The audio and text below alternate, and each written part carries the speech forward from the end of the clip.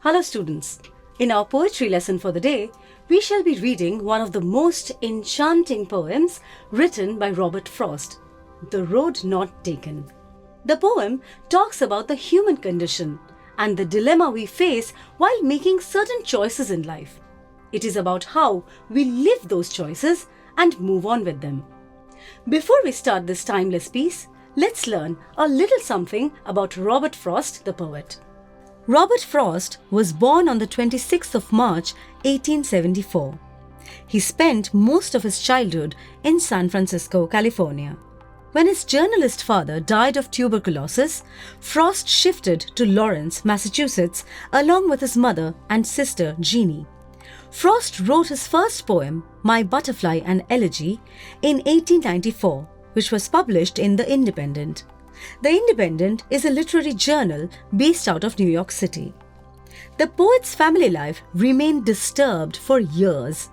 During this time, he took up several occupations, including poultry farming, all of which were unsuccessful. However, years of struggle enriched his experiences and contributed to his poetic skills and passion. His writings frequently reflected upon settings from rural life in New England during early 20th century. New Hampshire, collected poems, A Further Range, and A Witness Tree feature some of Frost's best poetry. He was named the Poet Laureate of Vermont in 1961. This exceptionally talented poet passed away in 1963. We shall now go directly to the poem, The Road Not Taken. The protagonist here is the solitary narrator of the poem. He recalls the time when he embarked on a journey and reached a crossroad in the yellow woods. Two roads diverged in a yellow wood, and sorry I could not travel both, and be one traveller, long I stood, and looked down one as far as I could, to where it bent in the undergrowth. The phrase yellow woods indicates that it was probably the autumn season, with New England burning up with bright autumnal hues.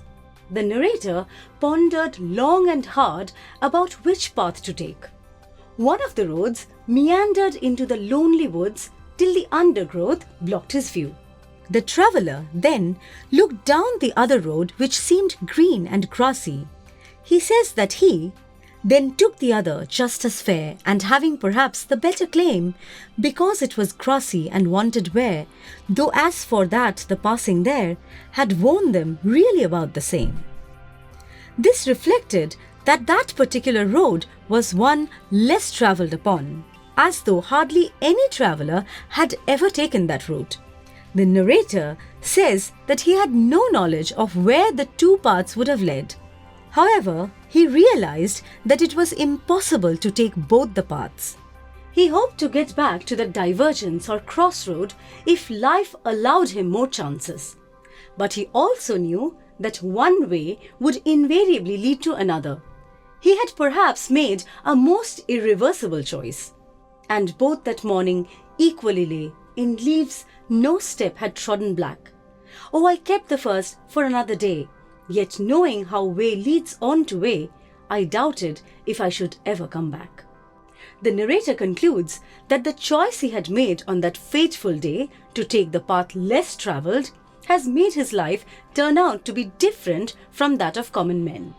He also says that it is quite likely that he would come to regret his decision to choose a more difficult path. He would perhaps tell people with a sigh how the two paths diverging in a wood had changed his life forever. I shall be telling this with a sigh, somewhere ages and ages hence, two roads diverged in a wood, and I took the one less travelled by, and that has made all the difference. This poem constructs a wonderful metaphor of what we choose and what we do not choose in our lives. Eventually, our lives reflect the consequences of our choices, and we may even come to realize and regret our momentous decisions later on. One has to be courageous and far-sighted enough to take the right decision, but also must have the wisdom to move on even if the choice proves wrong. With that, we come to the end of this thought-provoking poem. Hope you will now remember Robert Frost every time you have to make a choice in life. In our next videos, we shall do a quick recap and try to answer questions from this poem. Till then, goodbye.